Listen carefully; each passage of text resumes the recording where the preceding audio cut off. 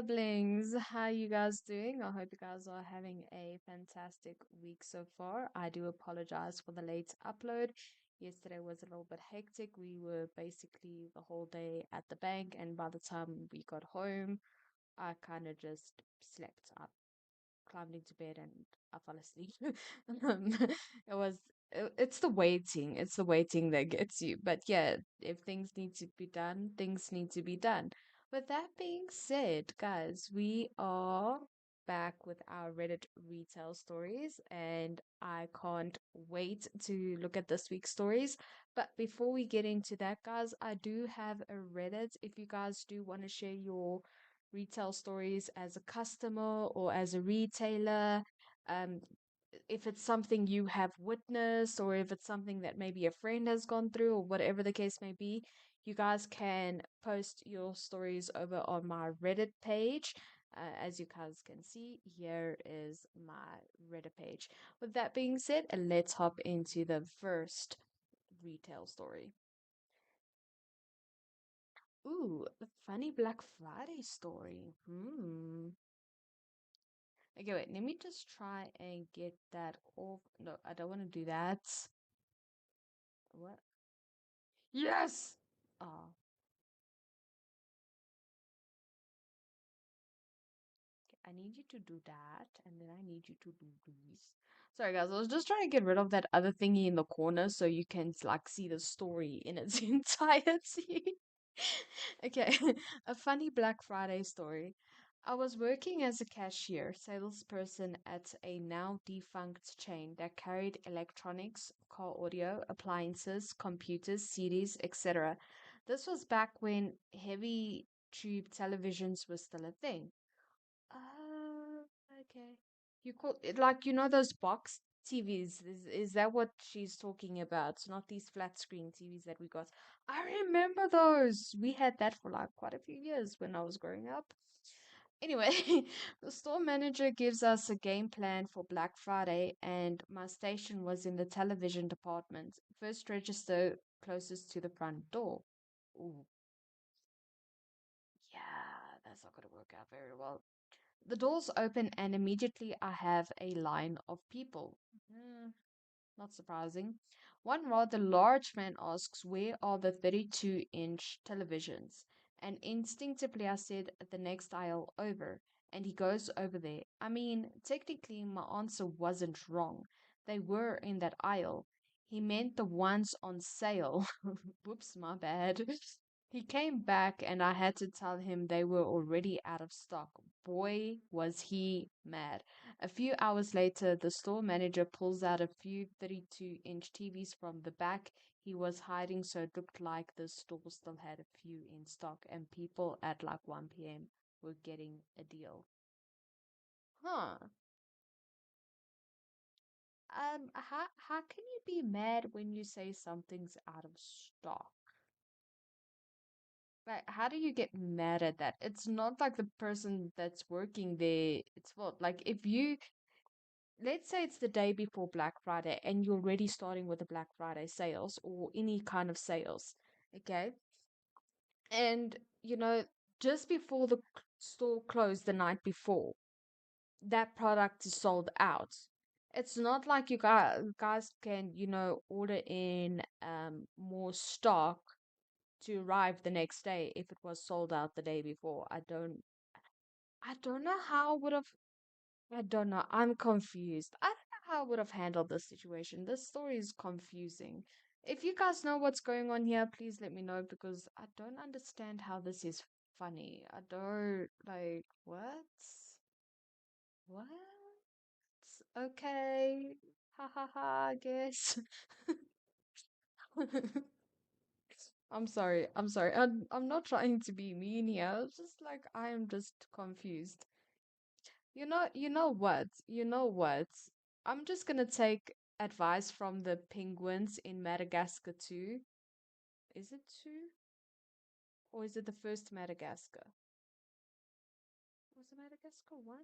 I think it was the first Madagascar when they got stranded on the island, and then at the end, the penguins were just like, smile and wave, boys, just smile and wave. That's what I'm gonna do with this story, okay? It's a smile and wave out of five. Oh no. Oh, it's a medium one. This doesn't look like a medium story. This looks like a long one. My last day in retail. Oh, sweet, sweet bliss. Today was my last day in retail. I start a new job in a hospital next Monday. Okay. After applying to 100 plus jobs since leaving HE, went to 5 interviews and accepted an offer for a receptionist position, uses all the same fundamental skills but gets me out of the endless cycle of doom. I even worked a full week's notice, more consideration than management has ever given me regarding my own schedule, but hey ho. Ooh, like not spicy at all, not upset at all. No, no, no. Mm-mm-mm. Not bitter at all about that. What? I've worked at my present clothes. Oh wait, I forgot to highlight while I'm reading. I'm so sorry. I've worked at my present clothes retailer combo for almost 2 years. Having had years of retail's experience, one major national change, and one local volunteering role, I started in the bookstore part. In an effort to develop my communication skills, I trained at a local nonprofit helping out with some telephone administrative duties. Lately, I've been spending more and more time in the stockroom because the main operations manager left and hadn't been replaced. And we kept losing workers who are mainly temp students, which makes sense. It's been work up there ever since, and that's an understatement. It's not a good thing if a business keeps losing employees. Like isn't that a bad turnover for the company? Hiring wise, it's not a good reflection on the company if you are constantly losing employees and constantly having to replace employees and constantly having to replace managers, and it's not a good look. It's like, yeah. So my last day is a long one in the stockroom as usual. The only difference being the station of wearing a plain black shirt instead of the usual company uniform, almost symbolizing similar essence to that of a funeral setting, which I find quite amusing. We're running light on bodies. There are just the two of us for much of the day, and during the other one's lunch breaks, we have to handle things alone. I hate working alone in the back, but we get through it, and I say goodbye to the full time regulars who are awfully nice and are absolute troopers, wishing me well and saying they'll miss me. Yeah. Don't get me wrong, part of me wanted to walk out halfway through the door through the day, but if I made it this far, I should probably just stick it out. Either way, what a relief. Go to see my manager to say goodbye, and she's got a card waiting for me where everyone has written a bit of. I remember this. I had like kind of a similar situation going on with the place that I was working in. I kind of gave in an immediate like I kind of gave, and it's not because I wasn't considering my work or whatever. It's just that I was trying to start off my own business and I couldn't meet people and work at the same time, so I had to make a sacrifice somewhere. I either had to sacrifice starting up my own business, or I had to sacrifice the job, a secure paycheck. And when I couldn't get to these meetings because there was constant cancellations on my side or constant cancellations on the customer side, I was like, I need to resign. So I resigned my work, and I felt bad because I loved my colleagues. I loved the job. It was, eh, you know, but yeah, and it wasn't just that. It wasn't that I didn't want to work there anymore. I loved my job. I loved working in that bookstore, you know, and a part of me wishes I never gave that up. But the thing is, I mean, transport was costing most of my paycheck. just to get to work and back was costing like most of my paycheck, and then the rest of my paycheck went to the home, and I wasn't making any money. Uh, um, I couldn't keep up with my I couldn't keep up with my finances because of that. I mean, and this was during COVID as well. Like the thing is, it's not that I didn't love my job. This was after COVID that we could go back to work, when we could go back to work, because we weren't considered as emergency workers, so so our stores had to close. So we were still getting paid. We were still getting paid when the store was closed and stuff like that, which was great, which I loved. But when we had to go back to work, because transport practically doubled in price, I couldn't afford I couldn't afford transports anymore. I couldn't afford, and the thing is, none of my colleagues would give me a lift either because everybody was so scared of COVID. So I mean, I either had to like find other ways to make an earning, or I had to, stick with this job and be like, okay, you know what, even though most of my paycheck is going to transport, you know, and it wasn't easy for me to leave. I mean, I loved my colleagues. I mean, we became like we became a very close knit group, and I loved my job. I loved working in a bookstore. I mean, if I could work in a bookstore, even as a temporary staff, or as like a temporary job, or as a volunteer, whatever, I don't mind. I would absolutely love it because I love books, and it's just something I've always enjoyed.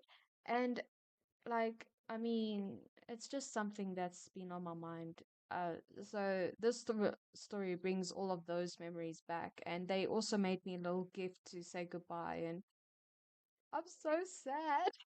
This makes me sad. I miss it. I miss those people, and they don't even work at the store anymore, so I can't even pop in and say hello anymore. Oh, this makes me so sad. Oh, congratulations, best wishes, nice working with you. Know you'll do great, etc. Even during my exit interview, a manager who I barely spoke to but had a cordial relationship with seemed genuinely upset at the prospect of me leaving, expressed genuine excitement for my future, being one of the youngest long term workers in the store, wished me luck and encouraged me to keep in touch, and all the managers did the same. I vowed to never work a retail job again, just needed to vent. I don't think you're venting. I think you're just like telling your experience of how difficult it is to work in retail, especially when you're short staffed and stuff like that. Because we had those days too. Even though we had those days, I still loved my job, you know? But yeah, guys, like it just brought back memories for me and brought back some experiences that I went through. So I'm gonna rate this Look, I'm not saying this is a sad story. Sorry, I forgot to upvote this other story, so I know it's like, okay, I've already read this one, so I don't, react to the same story more than once. Um, but yeah, like it's just, I think she was just expressing. So I would say this is a 1 out of 5 because, like I said, it's not that bad or anything like that. And when you're working a job, and especially when you make connections with the people that you work with, good connections, like even people with, like if you got a good connection with your manager and you guys get along and you become friends, and you got stuff in you got stuff in common and stuff like that, it becomes very difficult when you have to leave the job for your own benefits, for your own health, or for your own financial stability. It becomes very difficult once you've made those connections, especially when you love your job. It becomes very difficult to leave because of finances or because of extenuating circumstances. And yeah, that's why I'm rating this a 1 out of 5. I've already been in these shoes, I know what it's like. So I'm just going to be rating this 1 out of 5. I think I'm going to name this one Trip Down Memory Lane. Oh man. I'm doomed to be like Cassandra, predicting future disasters but never believed by others. Why? Okay, guys, I'm gonna give you a little I'm gonna give you a little insight to me, okay? Now, I used to work at a campsite, and at a campsite we were never allowed to use our real names, and we could never choose our own names, okay? But the people that we were with, they had to choose our nicknames for us, and they called me Jules. Hence, my VTuber name is Jules. But guys, my real name is Cassandra, and this is why I'm just like, why? Oh, I don't like this. I'm doomed to be no. Okay, I'm just gonna calm down. Let me just close the door because I can hear my gran on the phone and it's kind of distracting me from my recording. I am so sorry about that. Okay, update. Customer left a 1-star review the other day saying that we had refused to give him the package because it had his English name on it. My boss was annoyed at the lies, but I found it funny. Even in his own story, where he tries to play the victim, he sounds foolish. Ooh, I don't like it when people play the victim. I wanted to share a funny for me interaction with a customer from a few days ago. This guy comes in to pick up a package for this friend, but I can't find it. I found out that it's still in the process of being delivered and that it's a laptop. I tell him that it's still on a truck somewhere and also warn him that because of what it is, he will not be able to we will not be able to give it to him. I tell him that this is a hard rule and we will not budge on. I suggest that he gets the person who the package is for to contact the shipper and try to get his name put on the shipping label. I give him a piece of paper with this information. A couple of days later, he's back and holding the piece of paper I had given him. The package is here, but his name is not on the label, so I refuse to give it to him. My boss can hear him getting mad and come over to help. My boss tries explaining to him a few times that it doesn't matter what he shows or who he calls, his name isn't on the label, so he doesn't get the package. He gets his friend on the phone and insists my boss speak to them. My boss does and tells them the same thing, along with their options come get the package themselves or we'll send it back and they can make arrangements with the shipper. Friend chooses the second option, so back on the truck it goes. I really don't know what was going through this guy's head. When he came back, I warned him that this would happen, and lo and behold, it did. Yeah, I kind of understand what's going on here because yeah, this is more in my personal life than in my work life. Like, I mean, people normally when I spoke to customers, they would listen to me and they would take heed and whatnot. But when it came to how do I put it? When it comes to family, okay, and I tell them something, I'm like, listen, because I'm an observer. I normally don't say much. I'm normally very quiet and, but I do hear what's going on. I do see what's going on. And I've always been like that. I've always been very quiet. Even in school, I was a quiet child. Like, I would often observe the world around me.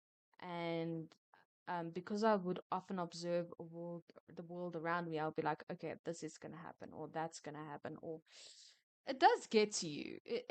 As an observer, for those of you who are observers and you can see something about to happen, and when people don't listen to you, and um, and they go out and they ask somebody for the same thing, and they'll ask like so many different people, and all these people will tell them the exact same thing.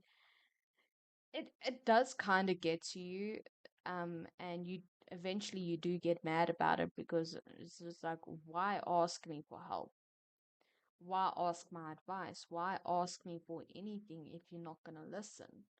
And I think in this case, like it can be annoying, it can be frustrating, and you do get a bit salty about it, and eventually it does get to you when it happens over and over and over again. So yeah, that's just my little take on it. To be honest, I think I would have just handled this situation the same way. And again, I think this is a 3 out of 5 because it does get frustrating. And yeah, let me know what you guys think of this story. Again, down memory lane, here we go. I can't believe I ran into a title with my own name in it. Oh, I don't like this.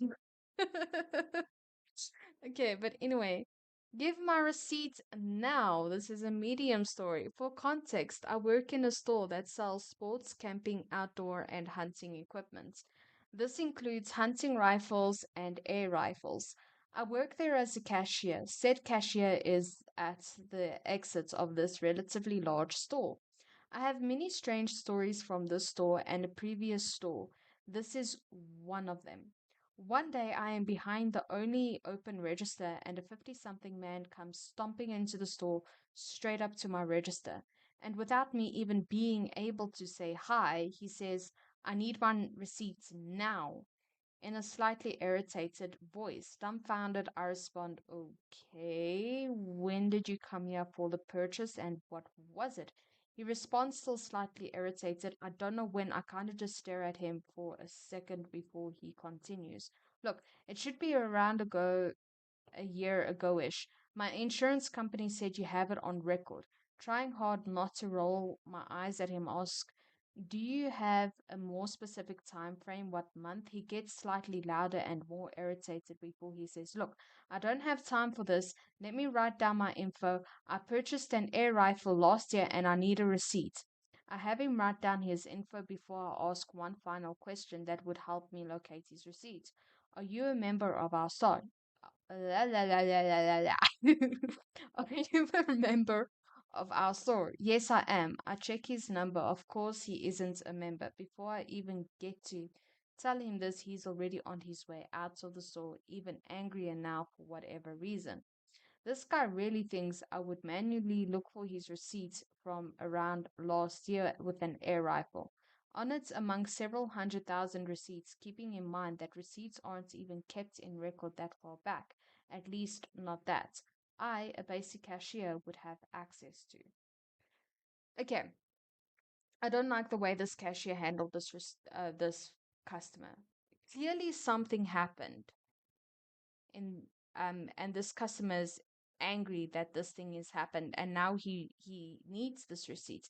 It's not something that's like he's throwing attention because he wants it and you know this that and the other.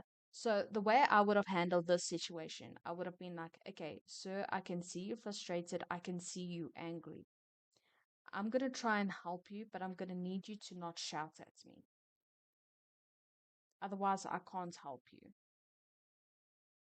And if that doesn't calm the customer down, I'm gonna get my manager and let my manager help you. Okay?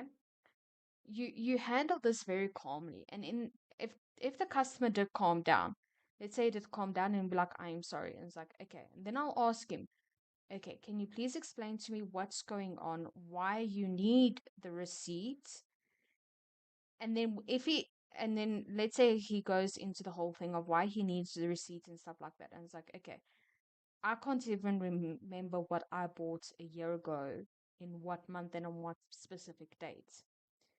Can you make, like, you know, I mean, some people can't even remember what they had for supper last night. Okay.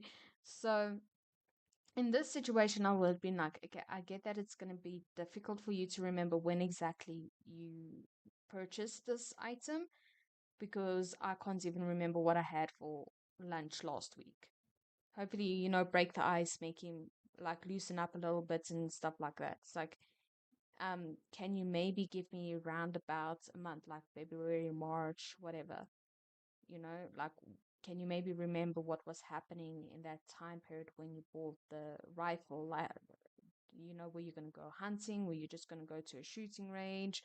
Were you going to hang out with your buddies? Like, can you maybe remember what was going on that you bought this rifle, and then maybe you'll remember what time period you bought it in.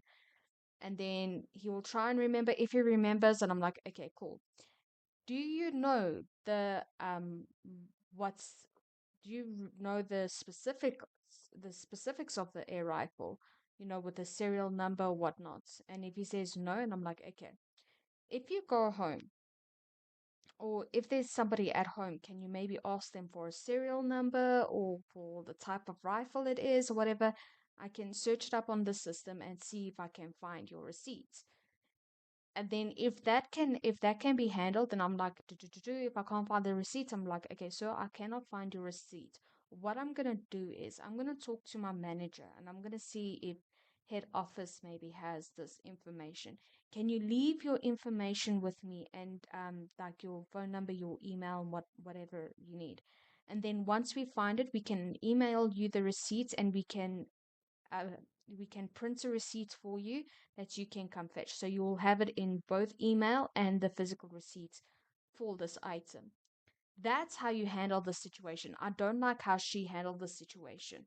Instead of like, calming the situation down and trying to find out what's going on, why this person needs the receipt, and etc. etc. It could be for an insurance claim, something could have happened. Maybe his gun was stolen, and that's why he needs a receipt, because now somebody's running around with his gun, and if they kill somebody, or with his rifle, and if they kill somebody, it can be linked back to him and he can get into serious trouble for it. You don't know what's going on. I don't like the way this customer handled this situation, and I would rate this a 5 out of 5, because you handling as if this client is an idiot. Like, it's like, well, how am I supposed to find this? This is when you don't care about your job, when you don't care about your customers, and that's why I'm rating this a 5 out of 5.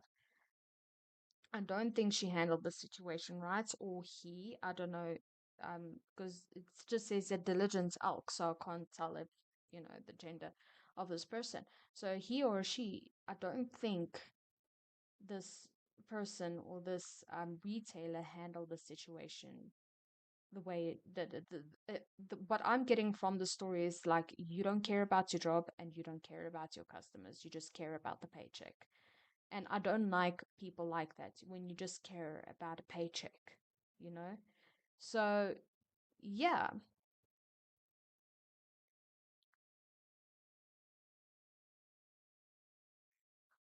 So I don't like the way the situation was handled, and I would have honestly turned to him like, if I couldn't find this rifle and stuff like that, and I'm like, okay, so I can't find this rifle anywhere on the store in the store, and we have never purchased this rifle, and it's like, before you get irritated and frustrated, let me see where you can get this specific rifle from which store, and I can give you their contact details and where the store is, and then that's what I would have handled it if that was the case. But like I said, like, I don't like the way this retailer handled this situation.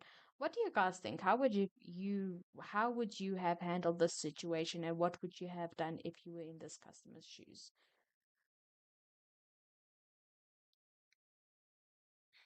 Okay, last story.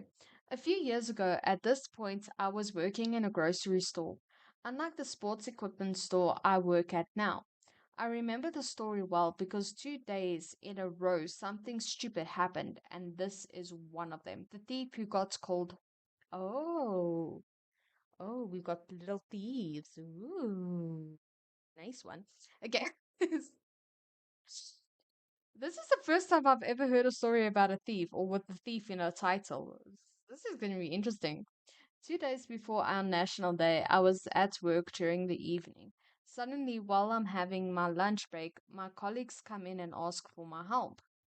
I follow them, and on the way am briefed about a thief having stolen a bike from the store entrance. A man who was a regular customer who always rode his bike had his bike stolen from the store entrance. He'd parked it inside for whatever reason. Well, lucky for him, there are cameras in the entrance that caught the culprit red-handed. The hilarity ensued from here. I go to check the security tapes to prep for the police to show up. Victim had called. This was what I observed. About 5 minutes after the bike was left in the entrance, the culprit shows up, looks back and forth a few times, puts on some gloves, and walks off with the bike. His face was in clear view. Well, now that's just being stupid. Fast forward about 7 minutes, the thief returns to the store. The victim is still there and they start talking together. Turns out they know each other. No way in hell can we tell the victim that it's the thief. We have no idea if he becomes violent or not. We keep our eyes on the thief, something he eventually notices.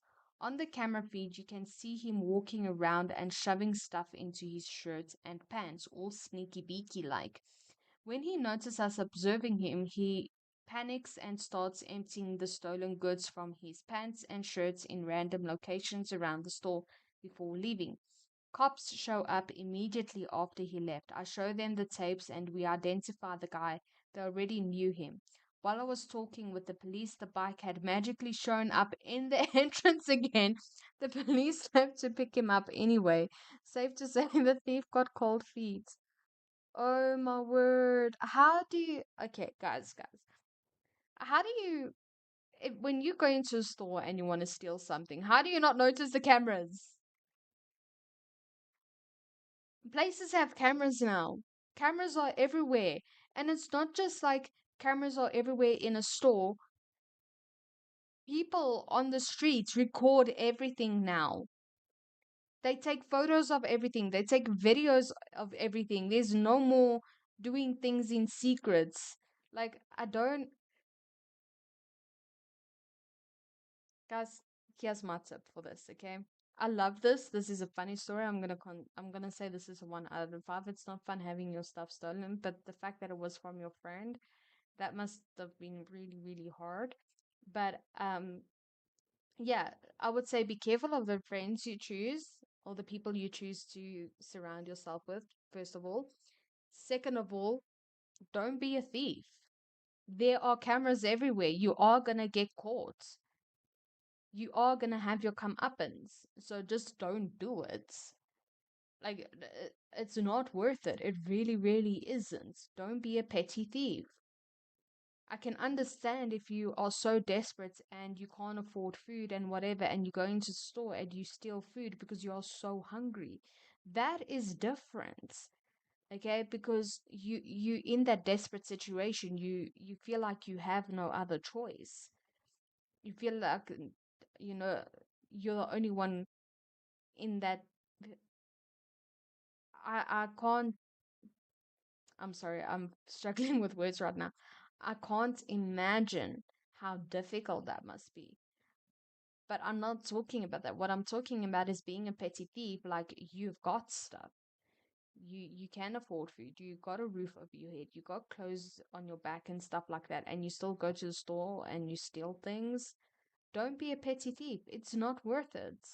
It really, really isn't. Stop it. Stop it, I tell you, stop it. But yeah, guys, that's my take on these stories. I hope you guys enjoyed it. And if you guys did, don't forget to leave a like, comment, and subscribe. And if you want to share this, and if you have your own stories to share, you can put it on, you can post on my Reddit page. But yeah, until next time, bye.